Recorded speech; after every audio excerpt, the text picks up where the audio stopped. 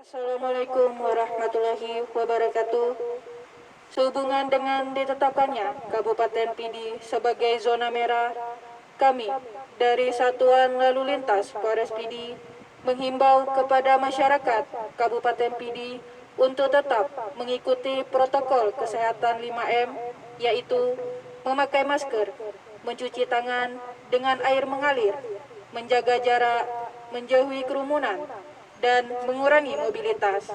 Selanjutnya, kami mengajak seluruh masyarakat Kabupaten Pidi untuk selalu hidup sehat supaya penyebaran COVID-19 bisa ditekan hingga zero. Demikian yang dapat kami sampaikan.